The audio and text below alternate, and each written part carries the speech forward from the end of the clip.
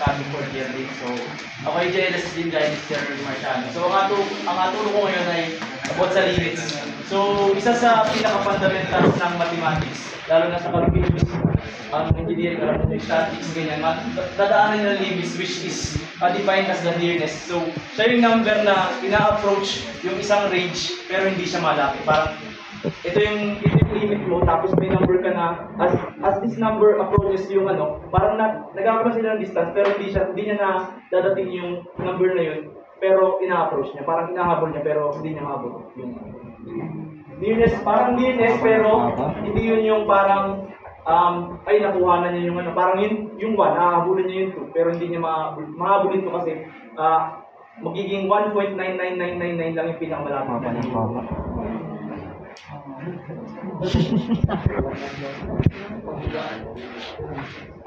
Nagpunta ka rin tinagdana. Nakita ko din. Ano? Tinagdana. So, parang yung idea ng limit, pwede natin mag-present bilang pinakang main fundamental kasi ng mathematics is the shape na circle. So, circle talaga ang pinaka. Diyan makukuha yung mga curves, yung mga integration, yung mga graphs. So, sa limits, yung circle ay ginagamit din. So, parang yung mga polygon, triangle, square, pentagon, yan mga yan. Pag nilagay mo siya sa circle, magkakaroon ka ng limiting number which is yung side ng polygon. So, para yung triangle, nilagay mo yung triangle sa loob ng circle, meron kang n is equal to 3 which is yung point ng polygon na nandun sa circle. So, as the number of points, as the number of sides increases, mas nalapit siya dun sa circle at pag na-reach niya yung infinity, which is yung side ng circle, which is infinity kasi wala namang side ng circle, ay parang yung limit ay magiging equal na sila. So, the number of points ng polygon is equal to the point of circle, which is 0, which is can be defined also as infinity. So, sa integral at saka differential, meron tayong tinutukoy na yung curves, which is pag inatihan mo yung curves, meron kang points doon, which is can be represented as the side of the circle. So parang yung, pag may curve ka, pag sa pinakamaliit na strip nun, meron kang mga points doon na hindi na visible sa eye, pero pwede mong i-represent as limits. So yun. So ito yung sinasabi kanina. So, may bilog ka, kapag nilagyan mo ng shape yung bilog gaya ng triangle, square, pentagon, and so on, ma-reach niya yung maximum area. So, parang yung pinaka-baseline area ng dito is yung circle. So, may triangle ka. Yung pinaka-maliit, hindi naman kasi pwede yung n is equal to 2 kasi line lang yan. Dahil lang mangyayari dyan gawin.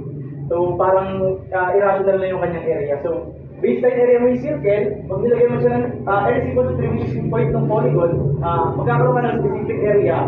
Sa square, magkakaroon ka din ng specific area. So, as you will see here sa octagon, parang na-reach niya yung pinaka-maximum niya, pero as n is equal to 1,000, sobrang liit na nung area na hindi nasasakop ng ating limits, which is, masasabi natin na reliable na. So, sa mathematics, since ang common answer lang naman is 4 decimal places or 2 decimal places, so minsan meron sa differentiation at saka sa integration, nire-reject na natin yung sobrang liit na decimal points kasi hindi naman na siya applicable sa itong buhay. So, as the number of side or points sa polygon increases, yung yung limits niya ay naging equal na. So parang as the function of f of x, as the limit of the function of f of x approaches dun sa curve or yung sa c, which is represented by the circle, is equals to f. So, yung pinaka-maximum limit niya is equal to sa maximum number ng polygon. Sabi natin triangle, square, pentagon, hexagon, heptagon, at octagon.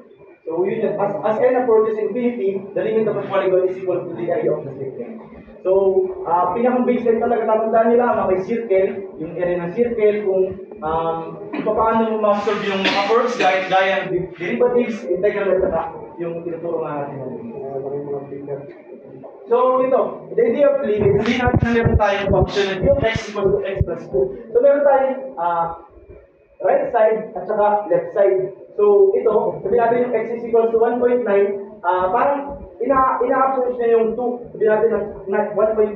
Meron tayong 1.99, 1.999, tapos 1.9999. Parang inasabi dito na hindi niya ma-reach yung 2 kasi limit lamang nga siya. Parang yun yung limiting number na maximum na ma-reach nung iyong function. So, sa right side doon din, 2.0001 and so on. Tapos, Kapag sinabscribe mo kasi yung value ng 2, is mas mo naman yung 2 dyan kasi yun yung pinakang gitna nila. Pag sinabscribe mo ito dito, sa limit para may technique. Pag ginaya ng substitution, direct substitution ng limit, kaya yun, ibig sabihin, aturo din naman mamaya. Parang, pag nasolve mo yung limit, pagka sinabstitute mo yung limiting value, ayun yung mismo yung sagot. Pag hindi siya masolve doon, i-factor mo. Pag hindi mo mag-factor, i-rationalize mo. Pag hindi mo ma-rationalize, ibigan mo ng identity.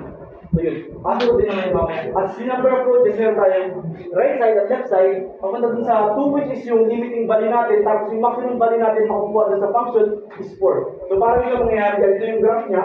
So both sides, the limit of x equals to 4 as x approaches 2. So pag sinabscribe mo yung 2 dito, 2 plus 2 lang, 4. Yun ang mismo yung sagot sa limit. So base naman sa aming experience sa exam, so may mga ganito example na limit lamang. So factor mo lang siya, magka-cancel yung mga fraction, tapos direct substitution, depende na lamang sa technique nyo paano niya.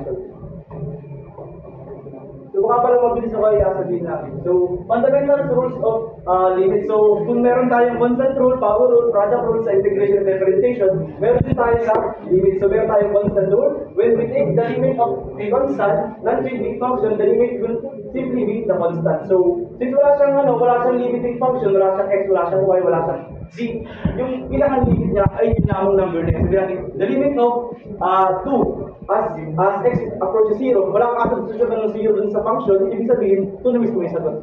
Yun yung constant rule. Parang sa constant rule ng derivatives, may constant rule din ng integration, meron dito sa limit. So, the sum rule naman ay, if two sequences have limit that exists, then the limit of the sum of sequences is the sum of the limits of the sequences. Parang, pag may dalawang limits, nakuha ng limits na may same approaching number, yung sagot nila ay apag-process mo lamang. Parang the limit of x, 4x plus 2x, substitute mo yung limiting number mo dun sa 4x, edi, tapos substitute mo sa 2x, apag-process mo lamang. Sum rule. Parang normal na apag-process lamang dito sa sum rule. Pag naman minus, minus, pero walang minus rule kasi positive ay common sense na namin na. Basta negative, minus ninyo, pag positive, so, the multiplication rule naman, ganun din. If the two sequences have limits that exist, pag nag-exist ka, kasi meron tayong tinatawag na limit does not exist, o kaya undefined, pagka yung ating numerator is divided sa ating denominator na 0, kapag kasi 0 ang denominator mo, undefined, hindi na masasolve. So, may mga sagot din doon na pwede magkaroon ng situations ng undefined, limit does not exist, o kaya specific na number ng limiting value natin.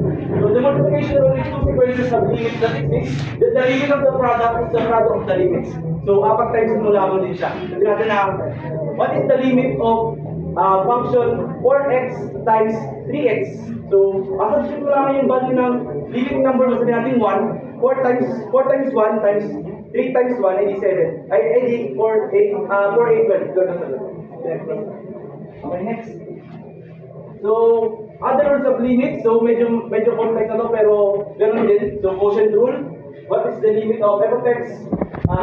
The quantity of f of x over g of x as the limit approaches to x, as the limit of x approaches a. So, pwede mo siyang pag-iwalayin. So, the limit of function of f of x as x approaches a, tapos limit of g of x as x approaches a. So, pag-iwalayin mo namin siya para di kayo mahirapan. Kasi minsan ay namamadali kayo, parang dali ng given, ay pwede mo naman palang pag-iwalayin para magpapadali. So, pagka pinadali niyo yung pag-solve, doon nagkakaroon ng error. So, kahit nasa tingin nyo kaya nyo solve na madali, kasi sa exam, pwede na, ay nasolve mo yung sagot, ay hindi pala yun yung process, mali yung sagot na nakuha mo. So, ibig sabihin, error mo na yun, meron pala situations na ibang sagot na dapat nyo na sundan ng path. Since nagmadali ka, nag-shortcut ka, gaya gusto ni Mr. Marciano, pero magaling siya mag-shortcut, kaya if hindi kayo magaling mag-shortcut, stick tayo sa basics para hindi tayo mamali. So, sa power law naman, ito naman ay yung pag naka-raise to n. So, the limit of function of f of x is raised to n as x approaches a. So, lahat yung pag na-substitute mo na yung limit, sabihin natin na itong a na to, may value ito. Ito mismo yung given natin. May value yung a. Ay, ang ginawa mo ay kinamit mo muna yung n. Dito sa bago mo nilagay yung a. Ibig sabihin, mali. Ang gagawin mo, alagin mo muna yung a bago mo i-raise sa n. Ito nyo? Parang, ayaw na. Ito given yan. Ang error kasi nangyayari, ina-simplify muna. Ina-raise muna sa natin squared ko, f of x squared, simplify nyo muna. Tapos bago nyo nilagay a, sabihin mamamaliin. Ang gawin nyo, ilagay nyo muna yung a, bago nyo i-times sa n. Ganun yung sa power law. Sunod ko naman, pagka may mga rationalized equation tayo, which is yung mga square root, cube root, magkaroon fourth root. So, ang gawin ninyo, ganun din. Alagay din yung limit sa loob, bago nyo squared. Gusto nyo? Kasi baka mamaya ay, tinan nyo muna rin, sabihin ko yung muna ito, bago nyo nilagay yung isabihin, mauna yung inyong function of simplification, bago nyo nilagay limits, mamamali kayo. So, dapat ay, limit nyo muna, bago nyo i-simplify yung final form. So, ito naman sa provided if n is even and we have, itong root na to, effective to ay pagka even yung given tapos greater than 0, hindi negative yung So, next.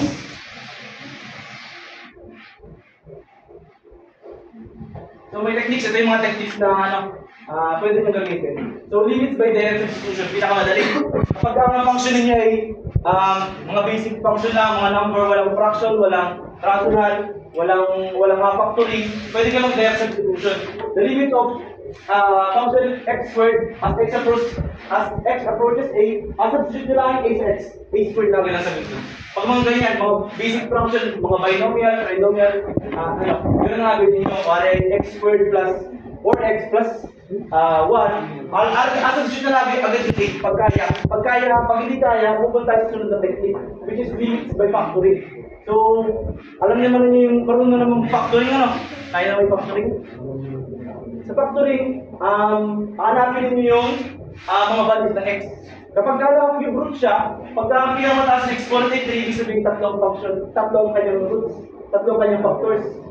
Pagka naka-square root, dalawang factors. Kapag x minus 1, anong factor ng x minus 1? Anong factor ng x minus 1? 1 is equal to 0. X minus 1 is equal to 0. 1. Yun yung factoring. Basta sa factoring, pag may tayo nakalista sa square sa cube, try nyo na. Pag hindi kaya ng direct substitution, try nyo na i-simplify muna. Bago nyo i-solve. So yun. Kaya dito, ito sinasabi ko rin na 0 over 0 undefined. Basta over 0 denominator undefined isa. Minsan naman sa exam, naglalagay sila ng yung sa choices na undefined. So, pag nag-0 yung ilalim ninyo, dito yung undefined. Tapos, ibig sabihin ng undefined pala, hindi siya mas-solve kasi 0 nga yung ganyan denominator. So, limits, find the limit of, if example to, find the limit of x squared minus 1 over x minus 1 with x approaches 1. So, ginawa dito, ito kasi perfect square to. Perfect square. Ibig sabihin ng perfect square, hindi pala perfect square, parang siya, makakancel yung gitna. Di ba? Ang karaniwan na nangyayari ay x squared plus x pa ulit minus 1. So, pag pinakturin mo yan, x minus 1 times x plus 1. So, ito yung bali niya. So, meron kang dalawang factor, dalawang root. So, substitute mo lang yung 1, dito sa mismong pwede mo i-cancel yung dalawa, kasi parehas naman yung cancel mo. Substitute is equals to 2. Okay? Kasi yung limit. Dahil lang naman yung limits, hindi naman magpapakahirap siguro ng problem sa exam ng limits. Kasi bisa aming, wala namang limits na awarded problem na, or what is the area ganyan. Pag pinaharap yung limits, given na lang yung equation tapos solve. Pero diniscuss si Julius, ay pwedeng magkaroon ng problem na awarded problem, differential at saka integral. Sa limits lang ang nasabi ko na, direct agad yung equation. So next. Third technique, 3A, limit by rationalization. Pinamarunong mag-rationalize dito. Yung rationalization, nagawa siya pagka yung inyong numerator ay naka-square root, cube root, fourth root. Kaya dito. Kasi hindi mo solve yan unless i-rationalize mo. So, the limit of the function square root of 3h plus 1 minus 1 over h as h approaches 0. So, pag ganyan lang given nyo, may nakita kayo yung square root na nasa taas. Ma-rationalize ninyo. Paano mag-rationalize? So, siguro marunong kayo mag-rationalize. Anong ito? Equivalent ito? 1. So, para mawala yung square root dito sa taas, matay nyo sa same value pero opposite side. Kasi negative plus positive. So, magkakaroon ka ng value na ganito. Yung taas mo, hindi na siya naging square root, tapos yung baba mo, nagkaroon siya ng square root. Okay lang naman magka-square root yung denominator. So, pwede mo naman siyang masolve. So, substitute lang din yan. So, makikita nyo dito ay Mawawala yung 1 kasi 1 minus 1, mawawala, magiging 3 na lamang. Makakancel yung H, cancel yung H, tapos mawawala yung dito, tapos substitute mo lang yung 0 na ito. So, 3H, nangyari 3 over 2 sa loob. Kasi yun? Sige, baka may tanong kayo. Kasi, mag-ayun kayo para sa pag-simplify, kasi pag-simplify na mali kayo, mali na yung sagot. So, okay, adjust natin. May giving kayo na naka-square root ang numerator. Kasi, pag nakita na nyo na numerator ay naka-square root, rationalize ninyo kasi hindi nyo masasolve. Pag na-rationalize ninyo, gamitan nyo ng same nitong function na to, pero opposite side ng constant. Pag alam mo walang constant, okay lang yun kasi, basta nilagyan ng ganyan yan kasi para kinastig to para mawala yung kasi as whole kung ano to function to as whole itong isang buo na to kasi yung common error na ay may sinabi na minus 1 to kinakancel yung 1 mali yun na h minus 1 hindi mo sa taas cancelling ko na para madali mali yun kasi as one itong function na to kasama dito to kaya nilagyan ng carbon dito para mag-equal siya tapos mawala yung ang goal kasi ng rationalization, mawala yung square root side, tapos magkaroon ka ng function na pwede mong simplify.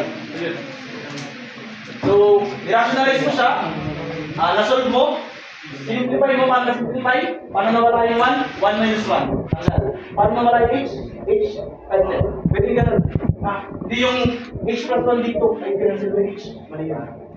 Okay. Pwede ka mag-cancel pagka naka-times o naka-product o kaya ay naka-divide pero pagka minus o kaya plus, mali yung ano.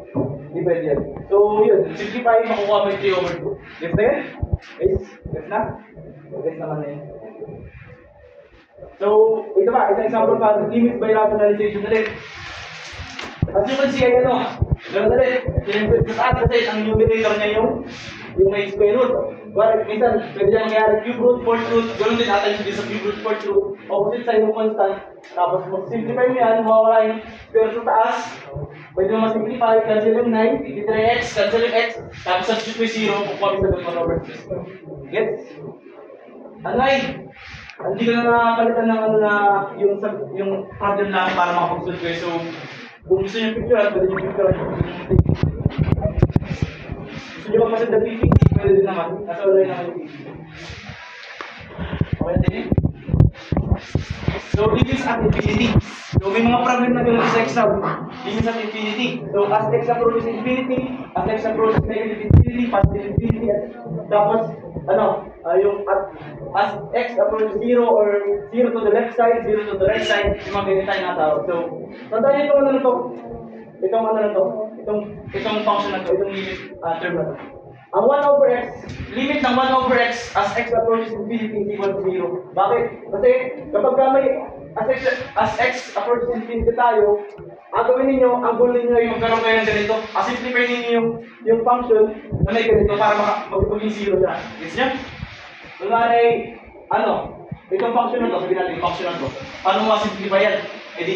Divide mo doon sa x over x cube kasi may x cube dito para mawala. Parang ang goal natin dito sa infinity, makakuha tayo ng term, masimplify natin itong term na to in terms na makakakuha tayo ng ganitong value, 1 over x o kaya similar dito sa 1 over x para may limit natin yung term na yun. 0 agad. 0 agad yun, yung term na yun. So, dito sa example ito, the limit of the function x ay 4x cubed minus 2x squared plus 1 over 3x cubed minus 5 as x approaches infinity, so simplify daw, para ma-simplify, common denominator. Common yung yung variable niya, common exponent ng variable niya. So, i-divide sa cube root ng, x cube. Bakit i-divide? Kasi parehas naman. Pwede mong i-divide din yun para mawala agad yung x cube. So, mangyayari dyan, lahat na separate mo, kapag i-variable mo. Ganito nangyari. Masyado makakawala lamang. Pero kung nagawa mo yan, pwede mong cancel. Titira lang ay x. Tapos, ipin nyo dito. X, 2x squared over x cubed. Ilan sagot to? Itong term na to. Kasi dito mawala na yan, magiging 4 lang yan. Dito, 2x over x. Kasi may natirang isang exponent. Okay. Dito naman sa isa, 1 over x cubed. Kasi wala na makakancel. Dating yun. So, nawala din yung x cube, kasi nalala yung x. Dito sa isa, 5 over x cube. Narinig lang kasi walang variable. So, simplifying, ito na. Ibig sabihin, yun nyo, 1 over x, similar to sa 2 over x. Basta naka-over x siya, constant over x, 0. Cancel na yan, 0. Dito 0 din kasi 1 over x lamang yan. Ibig sabihin, 1 kasi ito 1 over x, so magiging 0 yun. Kahit anong gawin mo dyan sa naka 1 over x siya, parang kahit anong ilagay mong value sa x, magiging 1 over x pa rin siya. Magiging 0 din yan. Yan, ito naman sa baba, 5 over x cubed, 0 din yan kasi ito yung lang ng value. So, 4 minus 0 plus 0 over 3 minus 0 equals 4 over 3. Parang gawin nyo dito sa limit. May iba pa kasi technique dito sa infinity mga natin. So, ang goal ninyo, makalabas yung, mas-simplify yung function in terms of ganito. Mabawasan yung exponent para x cubed. Mabawasan yung exponent, mabawasan nyo sa single variable. Tapos mas-simplify siya para makasin nyo yung mga hindi kailangan equation. Tapos, mas-simplify mo kung may sagot na 4 over 3. All gets? Yes, then? Okay. Dali ako na. Kaya naman yan. Basta, tandaan nyo na pagka nalimutan nyo yung sagot, huwag mo na sa sunod na question. Sabalikan nyo. Next, pinipilit. Ito ulit, tatandaan ninyo. Ito ay hindi siya identity, pero kahit sa technique siya. Hindi siya identity, pero technique siya. May identity kasi ng infinity, mamaya natin siya. So, ito, limit of x plus 1 over x. So, pag-ibalayin mo, x over x plus 1 over x. Pwede naman yun. Kung masyado mahaba, ayan o. I-direction na lang ninyo na ganito 1 plus 1 over x. So, as x approaches infinity, anong value nito 1 over x? 0. Okay. Ang sagot yan 1. Kasi matindi na lang yung 1 dito. Okay na? Base sa exam, parang may napansin nga ako na similar sa ganito. Pero, tandaan nyo na lang yung 1 over x equals 0. Leave it as, sa infinity lang yun, baka mamaligin na 1 over x is 0 agad sa infinity. Okay? Kasi pag sinabshoot mo yung infinity dito sa x, edi, yung infinity kasi yung value nito ay malapit na siya mag-0 kasi infinity nga parang infinity hindi mo na mabilang, ganun. Kaya 0 na lang yung sagot. Okay? Next. Trigonometric limits. So, sa trigo, medyo matrabaho yung trigo pagka madami nga gawin, pero meron tayong identity sa trigo. Limit of sin x over x with x approaches 0 ay equals to 1, tapos limit of the function 1 minus cosine of x over x as x approaches 0 is equal to 0. So, ito na parang daan nito. Kasi ito yung baseline niyo sa pag-solve ng trigonometric limits. So, bakit? Kasi, may tangent ka. Simplify mo yung equation ng base sa sine at saka cosine. Anong equivalent ng tangent? Sine over cosine. Okay, so tangent, andyan yan, sine over cosine. Iwalay mo x, 1 over x, tapos simplify mo, 0. Anong value nito sine x over x? 1. So, magiging 1. 1 times 1 is equal to 1. Yes nyo? Ano ay, di bali, ang gulo nyo pag may trigo, simplify niyo yung equation in terms of sine at saka cosine para magkaroon kayo ng value na 1 0. Kasi dito, hindi kayo pwede gumamit ng calculator. Pwede nyo din ng calculator diretso, pero hindi kayo pwede gumamit ng calculator sa Excel. Kaya, ito katandaan ng identity. Hindi naman magkakaroon ng sobrang hirap na problem about sa trigo dyan, pero expect din nyo na kailangan nyo talaga mag-simplify in terms of sine at cosine para masolve nyo yung trigonometric limits. So, may ganito din sa exam pala. So, matandaan na namin. Parang ito sa math, hindi siguro hindi malagpas ng 5 problems sa about sa limits, kaya 5-4 gano'n. So, malaking bagay yung gano'n kasi, hindi nyo na-ICP na yan. Master ko din limits, may na ako, sure na 5 points na natin. Malaking bagay, 5 points na. Okay, gusto nyo? Ito, bali nito 1 times 1, 1. Ito yung times 2, pwede na rin. Okay, next. Limit involving number e. So, exponential. Pwede din ito mangyari. Ito identity ito. So, the limit of e raised to x as x approaches infinity is equal to infinity. So, ang masagot lamang tandaan nyo, ang masagot lamang pagka may e ay infinity at 0. Infinity at 0 lang ang sagot. Basta tandaan nyo kung saan nakalagay yung negative. Masabi saan may negative dito. Negative, positive. Naman niya po. Parang nangyari, negative, as x approaches negative, ano pala, negative infinity. Ano sabihin ko ay 0, dapat pala infinity ang sagot. So, kasi natin, limit of e of x as x approaches infinity is equal to infinity. So minsan nun ito kasi wala na itong formula about sa exponential itong apat lamang. So limit of e raised to x is equal to 0 as x approaches negative infinity. So is equal to 0 doon.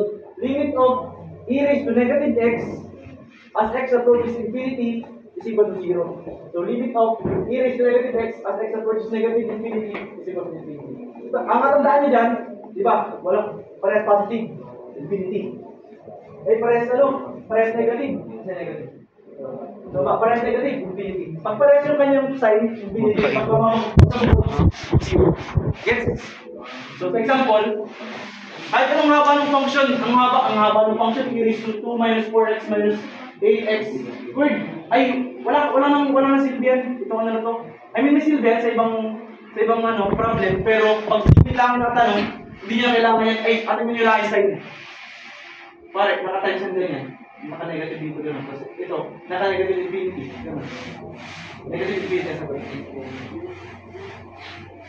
ba't naging negative infinity na ay, guess ko na. Ba't naging negative infinity? Kasi, tingnan nyo yung value ng ano, ng x. Yung pinakamalaking naka-raise x squared, pinakamalaking exponent, negative 8x squared. So, pag sinimplify mo yan, ang ano yung identity na gamitin natin muna?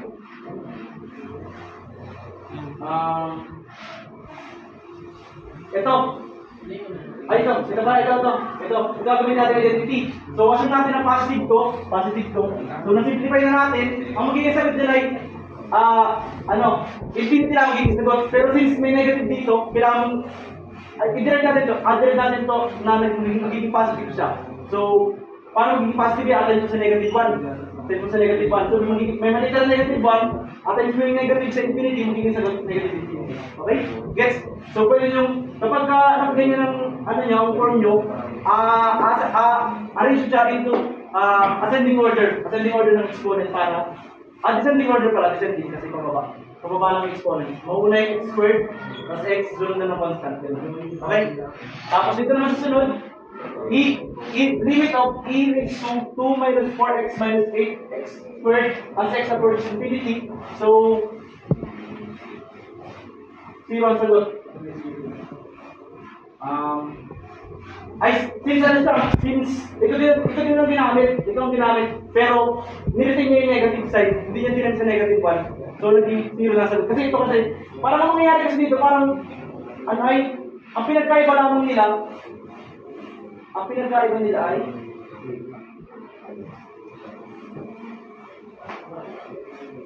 binaba niya kasi yung side, binaba niya yung side dito, naging, itong ito, nililimit niya kasi nakababa na. Tapos, nagkaroon siya ng tinempel sa negative 1, naging negative infinity. Ito namang isa, since, pagka tinignan mo, negative x kasi yung pinakamataas, negative 8x, so, according infinity, magiging sila niya ay, ang magiging sagot niya ay 0 kasi nga, negative 8x squared, tapos, tingnan nyo, negative to, tapos negative to. Tapos, ito ang infinity to.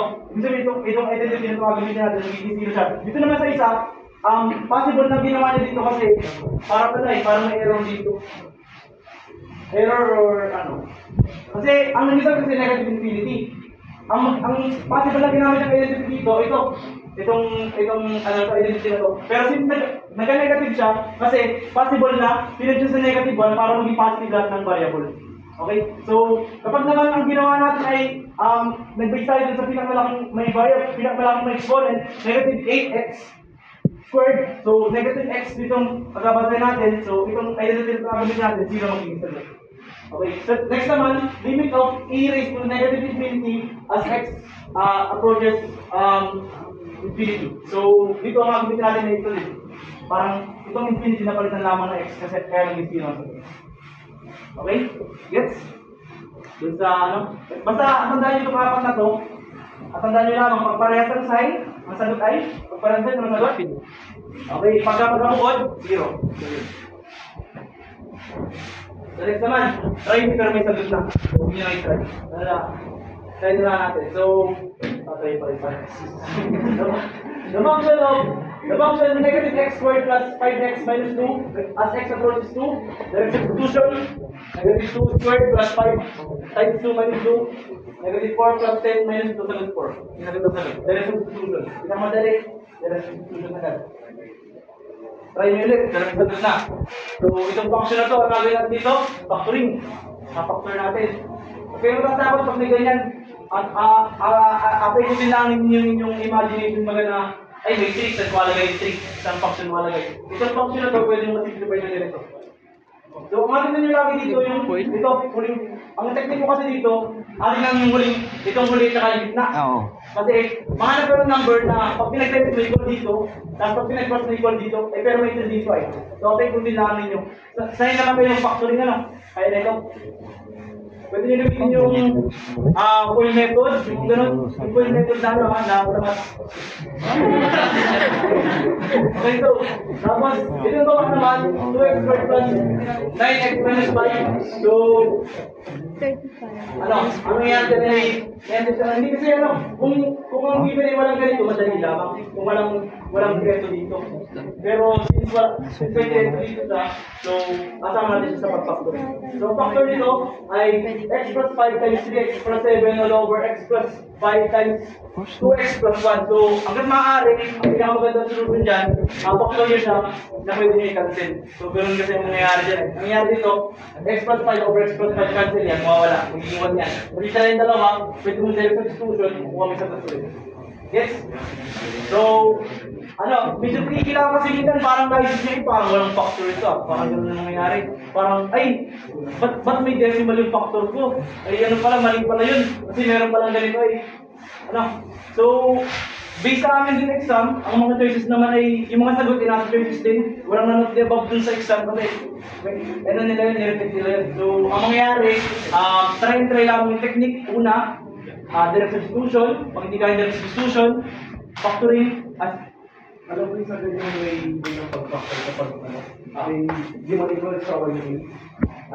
Pag di man-equal sa 1A, may way ng pag-factor. Kasi di ba, itong nasa. sanay ka na equal sa 1 yan. So kapag may 3, minsan nakakaya kung paano factor. Pero saan dapat yung kung paano factor? May way na pag-factor. Diba?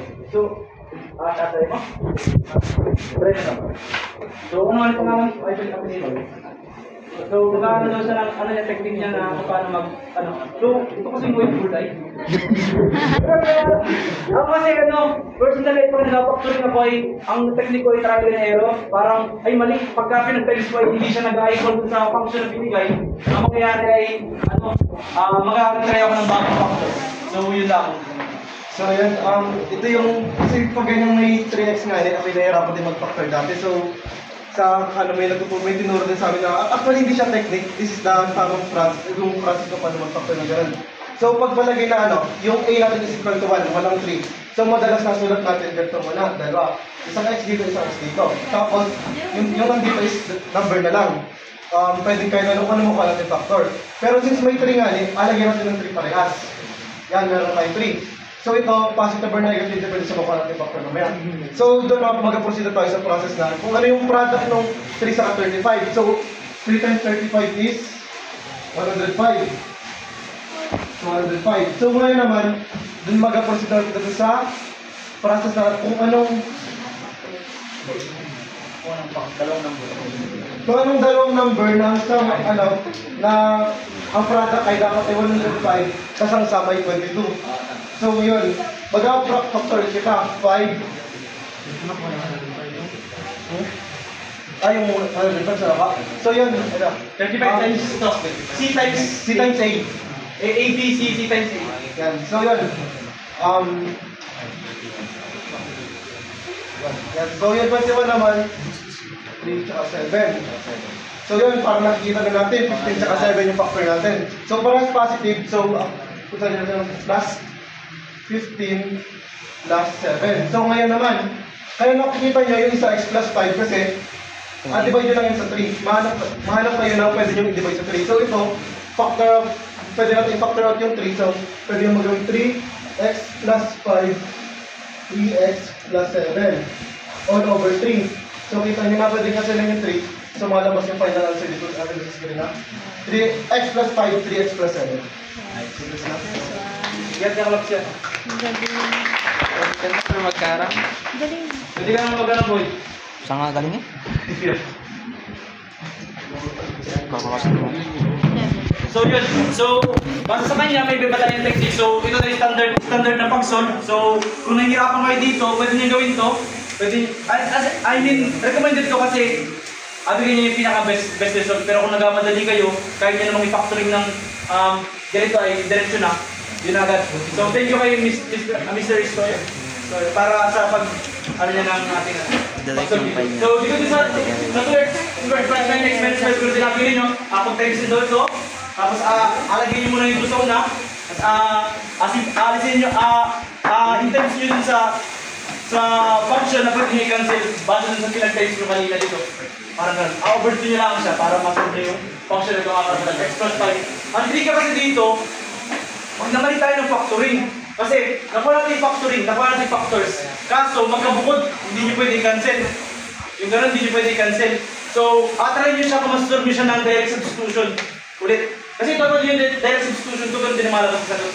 Substitution lang yung negative 5 dito. Sa x. Pwede na itong direct substitution kaso, since pwede rin cancel mo na para mas madali ang process mo. Since wala calculator doon, baka mali ka, negative 5 plus 5 ang sinagot mo 10, hindi mali ka na agad. Ganun. Ganun mangyayari. So, limit, ganyan, ang magiging sagot na ay 8 over 11 pag sinimplify mo. So, substitute lang yung 5, yun. Di bali, simplify nyo, tapos ang final transfer natin ay substitution ng ating limiting factor para mukha natin sagot. So, baka pati kayo malito sa mga fractions, tip ko na din na aralin nyo yung pag-plus at pag-divide ng mga fractions kasi yun ay gamitin talaga nyo. Kasi wala kang calculator na gamit din sa exam. Yung iba, kahit ako, minsan nalilimutan kong 2 over 3 divide 4 over 11, hindi ko na, unless isunod ko talaga sa papel. So, yun ay tip na din kasi sa inyo kasi may mga basic math problem doon na fraction na ang involved. Hindi siya limit, hindi siya ganito. Fraction lamang talaga na parang area ganyan kung ilan ang ratio nitong sabihin natin sa pera, ratio ng pera na sa age kaya age. Yung tatayin mo daw ay kasi tandaan ng ang lumabas sagot mo ay 3,000 years, mali na yun. Kasi wala namang 3,000 years na situation. Okay, next. So, try nyo ulit, pero may sagot. So, ito naman ay sa rationalization. So, may given tayo na 3 square root of 3x plus 1 minus 1 over h. Limiting factor niya ay 0. So, rationalize mo. Tandaan nyo pag-rationalize. So, ito 1 to 1. Pwede may cancel yan, 1 lang yan. So, i-rationalize natin para magkaroon tayo ng mas reliable or appropriate na term para masolve natin yung function. So, yun. I-rationalize natin. Cancel yung h. Direct 3, ito, pwede mong i-direct substitution dyan yan. Since, ito kasi, 3h, so 0 to. Ako dito na 0 doon, 3 times 0, wala na agad yun. Pwede sila tayo 1 plus 1. Square root ng 1, yung square root ng 1. 1 plus 1, 2. 3 over 2. Next. So, ito ulit. Negative 2 to the left side. So, pag may ganito, positive. Dito naman yung positive left side, right? Right? Right na. Ito, right na, right? Positive. So, ito ay product yan ng dalawang function. So, the limit of x over x plus 1 times the quantity of 2x plus 5 over x squared plus x as x approaches negative 2 to the right side. So, from the right side. Okay. So, i-substitute mo lang ang negative 2 ulit. So, negative to negative 2, negative to negative 2. Yan. Mas simple may sagot. Negative 2 over negative 2 plus 1. So, ang mga times 2 times negative 2 plus 5 over negative 2 squared plus negative 2. Simplifying dito sa sa function na to, 2 times 1 half is equals to 1. So, minsan ay sobrang dami na papalabas yung sobrang dami ganito ay ang haba. Ang technique ninyo ay asunod ninyo ito isa para hindi kayo mahirapan dun sa pag-simplify ng ulit function. So, di ba pag-simplify mo ito, kukuha mo ito, so may 1. Next.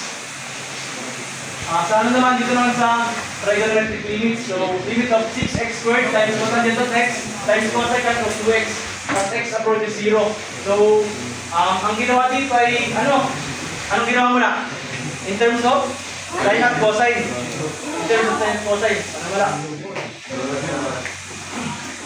So yung trigo, di ba yung anong katumbas ng cosecant? Anong katumbas ng cosecant? 1 over? 1 over sine. 1 over sine secant, 1 over cosine. So minsan ang given ay cotangent, cosecant, secant. Simplify nyo siya in terms of cosine at sine, tapos ma-solve niyo yung tandaan nyo yung kanina, yung identity. The limit of sine of x over x is equals to 1. The limit of 1 minus cosine of x over x ay 0. Yun. Natandaan niyo yung dalawang yun. Pag na-simplify nyo siya in terms dun sa mga identity na yun, cancel na lamang siya, tapos simplify in terms of different separate function, tapos mas-solve nyo yun. Dito sa given na to, ang nangyari ay yung 6x squared times cotangent of x times cosecant of 2x ay sinimplify niya, naging 6x squared times cosine of x over sine of x times sine of 2x. So, ang mangyayari dyan ay, since in terms of cosine at saka sine na lamang siya, 0, 1, 0, 1 na lamang, tapos pag-times mo na lamang. Ang mangyayari dyan ay pala, mayroon pala siyang, tawag dito, meron siyang, di ba may sa trigo, meron tayong sine of 2x, 2 sine x, sine of 2 sine x at saka sine of 2x. Anong pinagkaiba nun? Sine of 2x at saka 2 sine x. Yung 2, naka-times siya sa sine x. Yung sine x, sine 2x, nasa loob ng 2x, nasa loob ng sine yung 2 mismo. Parang yung isa ay, constant siya na naka-times. Yung isa ay nasa loob siya ng function. So magkaiba yun. So sa trigo, basic trigonometry, kaya na ninyo ay i-comprehend naman siguro yun. So pag sinimplify mo daw sa dito, 3 cosine of x times x over sine x, tapos times 2x over sine 2x. So, hindi na makita, pero naka-intercept sine at saka cosine na siya. So, matitira ay 3 times 1 times 1, kasi may 3. Bakit nagka-3? Ay, sir, bakit po nagka-3? Ang identity po natin ay 1 at 0 lang ang sagot. Nagka-3 siya kasi meron siyang constant na naka-times. Gets? So, 3 times 1 times 1 equals to 3, yun ang point ng sagot natin. So yun lamang sa limits. Ang atandaan ninyo, anong unang gagawin? Pag nakikita ng limits na problem, anong gagawin? Direct substitution. Pag hindi kaya ng direct substitution, factor ninyo. Pag hindi kaya ng factoring, rationalize. Pag hindi kaya ng rationalize, bukol sa next. Kasi hindi mo na, bukol sa next. So yun lamang sa limits, tapos ang sunod na mag-present. Kasi